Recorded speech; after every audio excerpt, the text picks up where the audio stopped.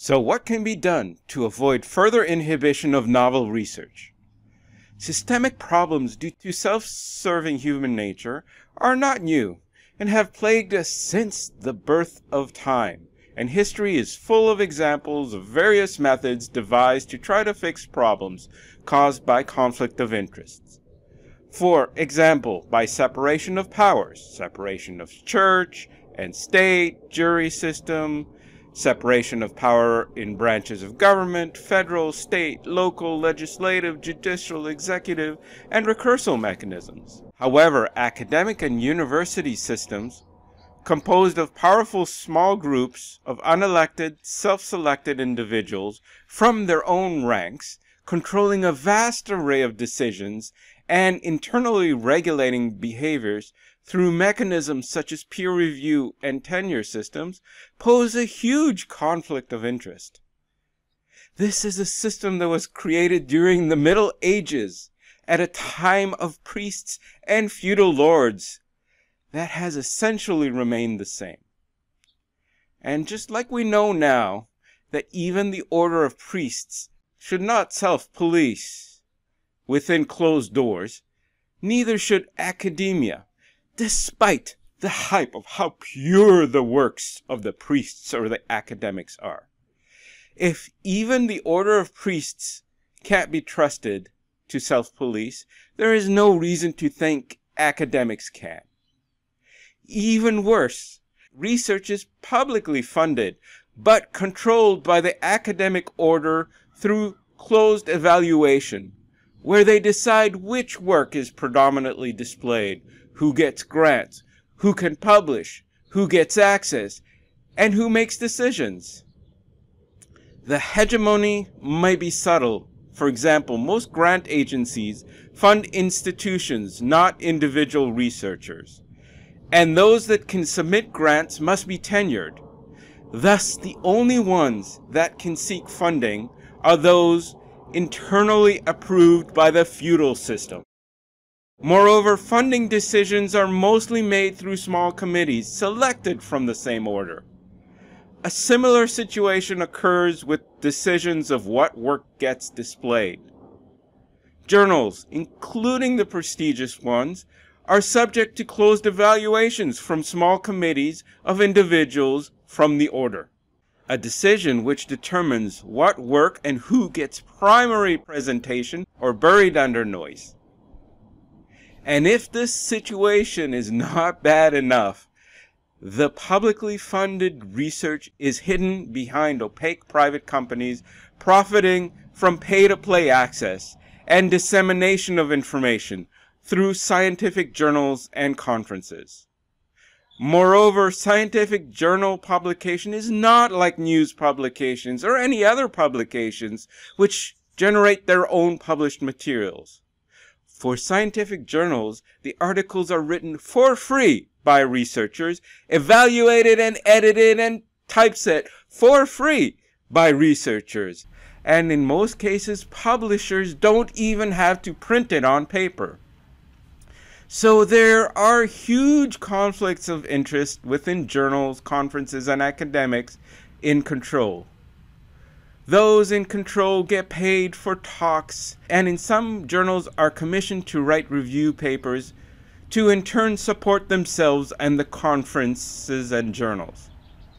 This is especially odd that such an undemocratic system exists within countries which pride themselves in democracy, such as Europe, and independence, such as the United States, which had a Boston Tea Party about undemocratic control of taxes.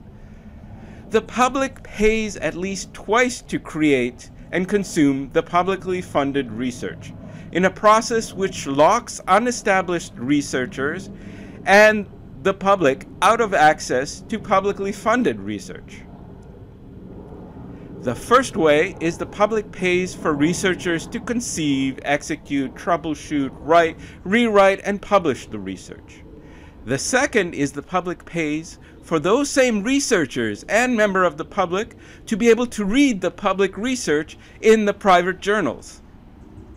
Increasingly, public funding even pays 3 times, because publicly funded researchers may pay the publishers directly as well.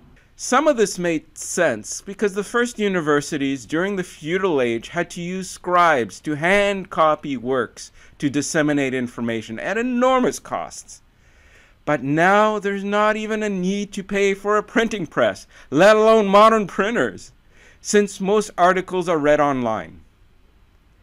Despite lower academic publishers' costs, and that most of their income may be direct profit, those entrenched in academic publishing are intent to continue receiving the same level of income by maintaining the feudal system of power, control, and status quo.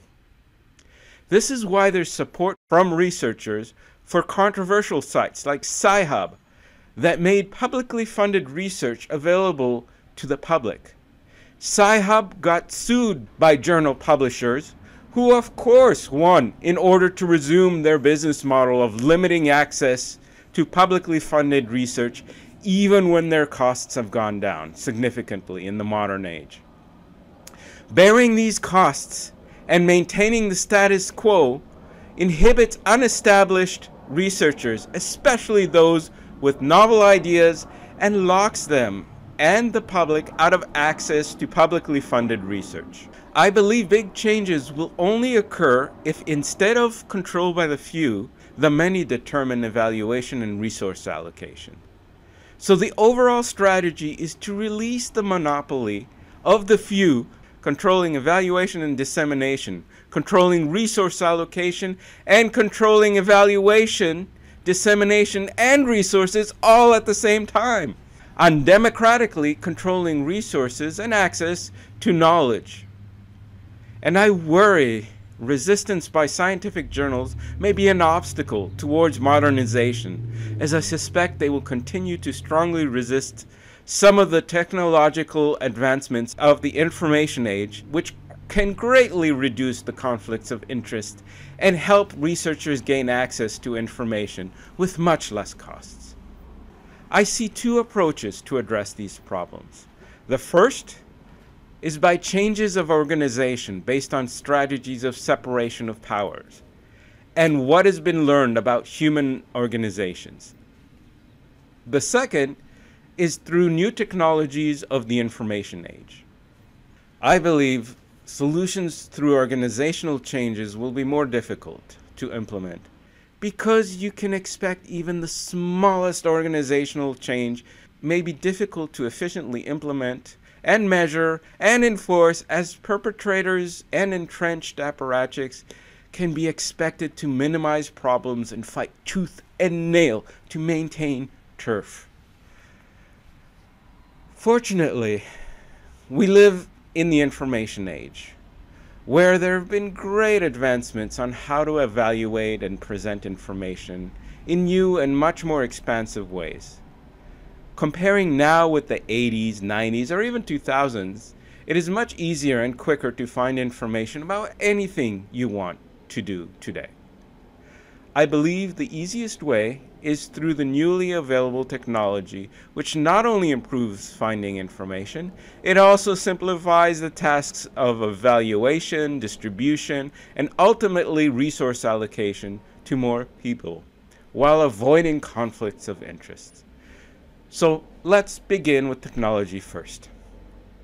A sample of the new technologies and how they can be used to achieve better dissemination and control of resources through the hands of the many include Wikipedia, an open hypertext repository of knowledge contributed by many individuals and has changed the world. This system can be expanded further and even made to a formal publication representing the accumulation of research knowledge. BioArchive allows researchers to critique and update work in an open way. Researchers post their working paper, and other researchers read it and make suggestions, and those suggestions are also posted in an open way. The authors respond and make changes, contributing to the working paper becoming more rigorously written. this is more than an open access journal. It's an open evaluation process where many researchers can discuss both the paper and the comments instead of a closed evaluation by a small group of interests.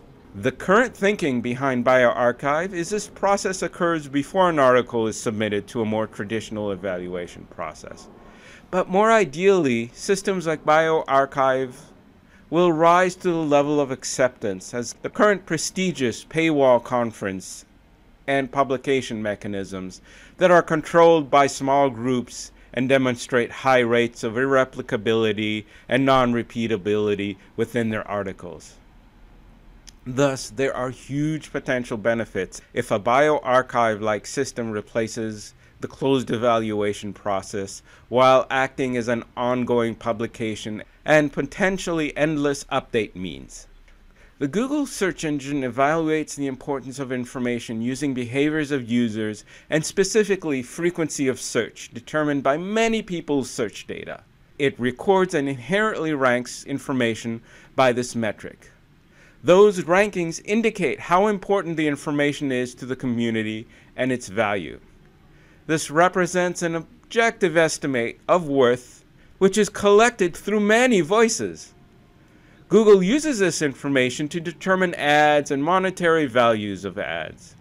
To enable researchers, journals, and the content of their articles should also be indexed in this way. And an academic-oriented system can be created to determine the importance of a piece of work.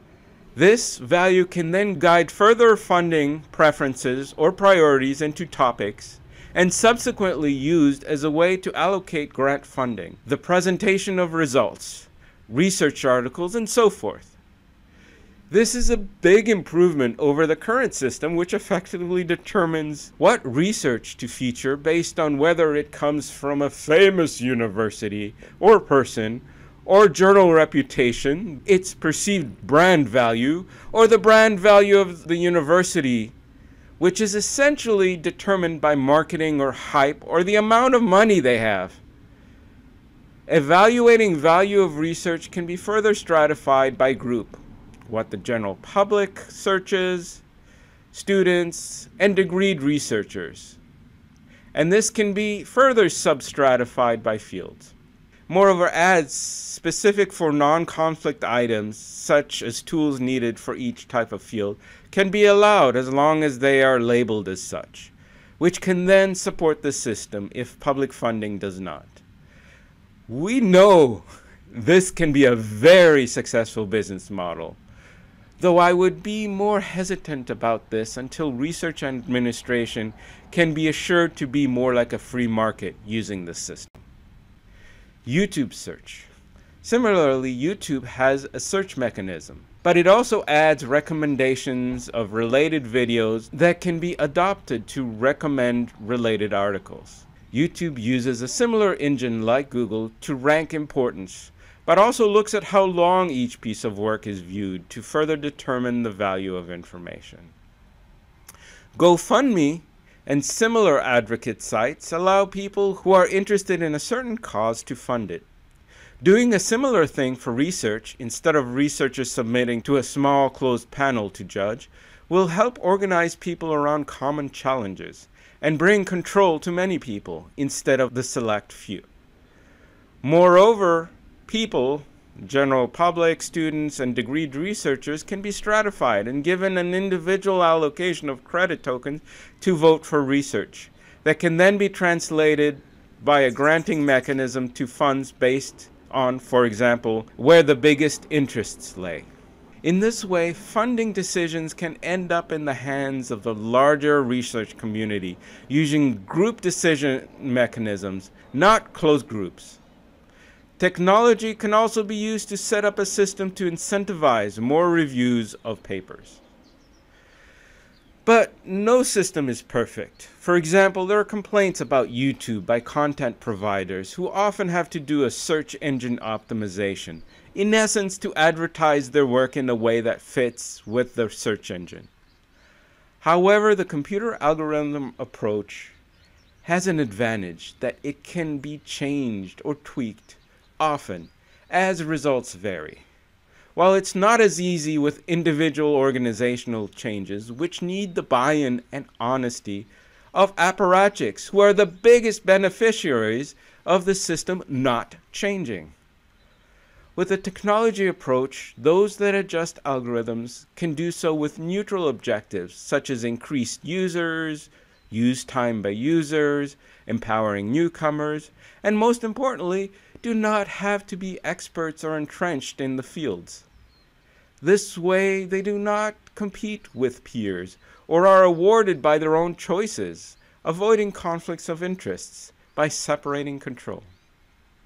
Thus, with the right technology, a lot of the power dynamics may potentially fade away. Moreover, adjusting algorithms is much more flexible than modifying organization. If one version of the algorithm biases towards too many works of established researchers at the cost of novel works, that is something that can be adjusted and addressed more easily.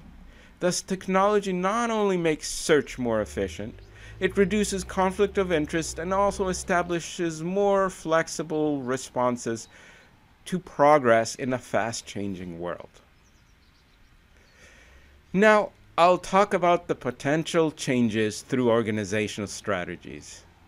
And just to be clear, I think originally most scientists start with good intentions. The problem is politics based on the same people controlling resources and evaluation becomes the predominant order of business and survival. And motivations degrade from there. Fair competition is not compatible with feudalism. Having strong control by a small closed-knit group does not provide a free market required for the benefits of competition. Competition between peers can be determined by those who have the most clout or hype winning, as it is not a free market, so unbalanced competition leads to monopolies and feudal-like corruptions, respectively.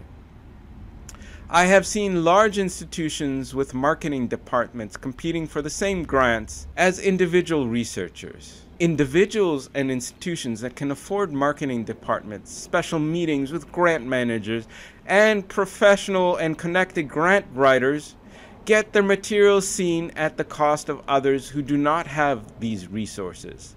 Again, this is not a free market. An idea that is valid should only be evaluated based on its validity, not against other peers. The difficulty of trying to provide fair opportunity with feudal competition is that every aspect must be carefully regulated to avoid conflicts of interest.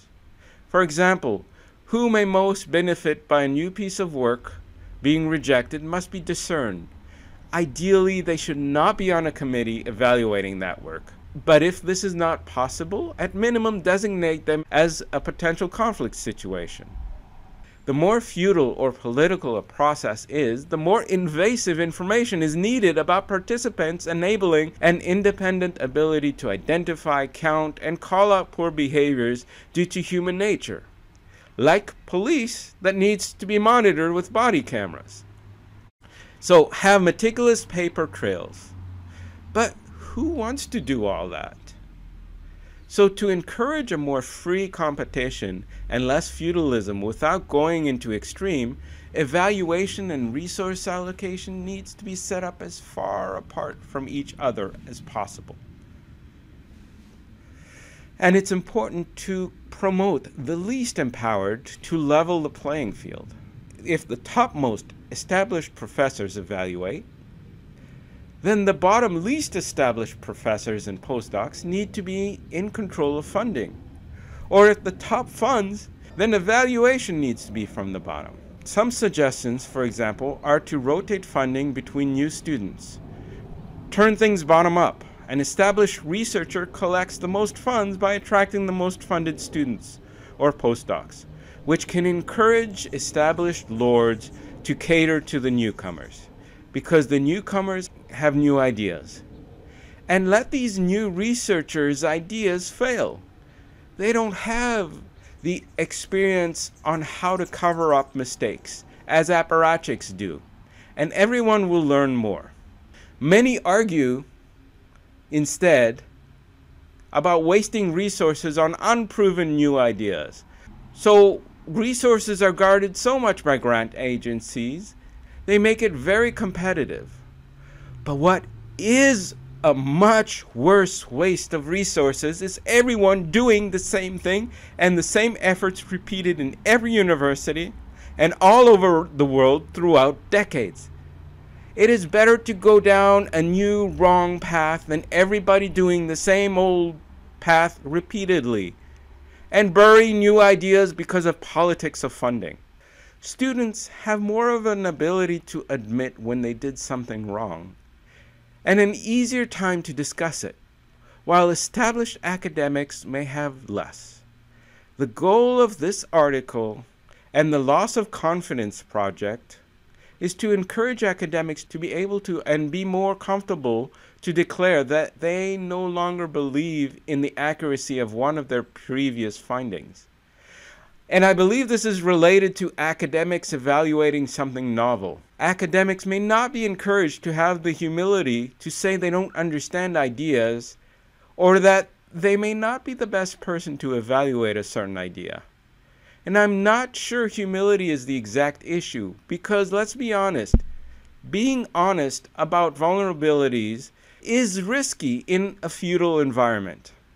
Those entrenched may need to maintain their positions as ones in control, protecting their turf and rejecting ideas for the sole reasons the ideas are foreign to them and may threaten them. But students are not yet entrenched, so they're less likely to be harmed by being honest. So students should have much more power. Instead of guarding, also provide rotational funding to involve researchers that may not usually get funding. One way is to provide funding randomly as a lottery. So funding has the potential to be distributed more universally across researchers.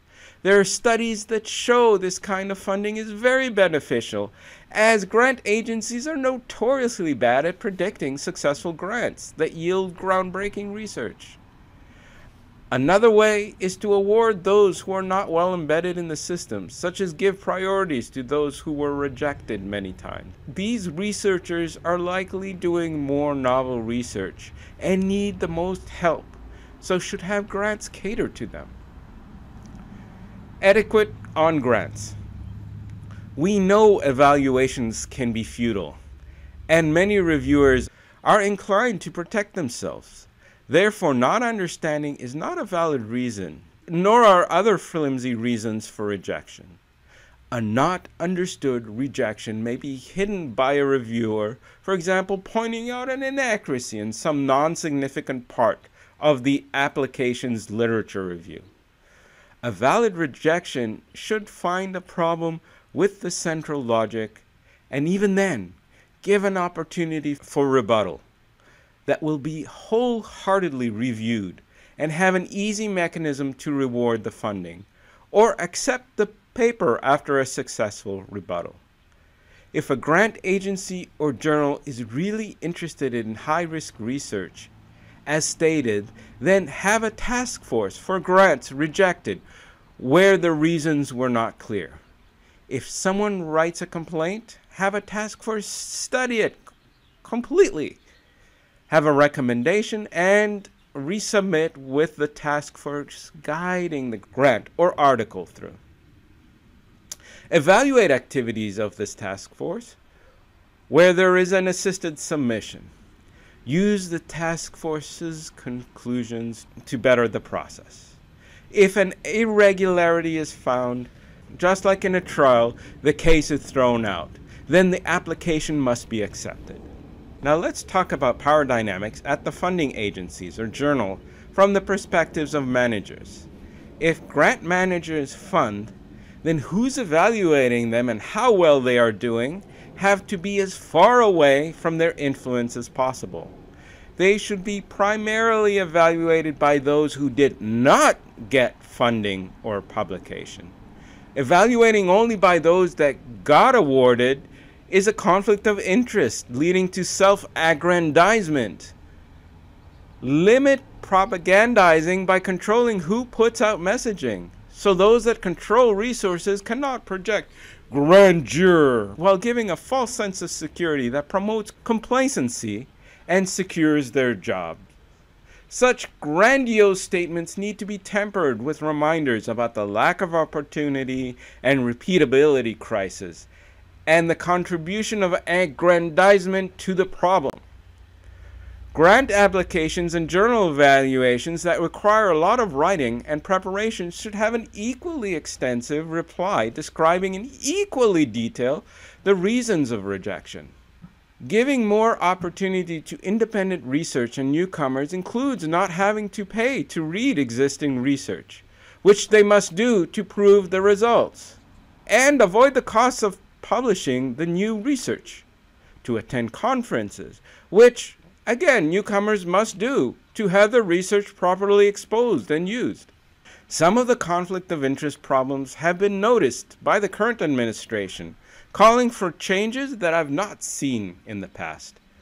With the White House National Science and Technology Council's Joint Committee on Research Environment, JCOR, talking about openness and a healthy research environment with stated goals to address issues of reproducibility and replicability, lack of transparency in the grant-making process, upholding a meritocracy and reciprocity, and reduction of administration workload.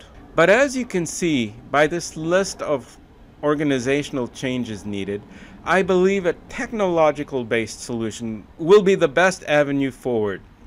And given the attitude towards Sci-Hub, I'm not clear about these efforts.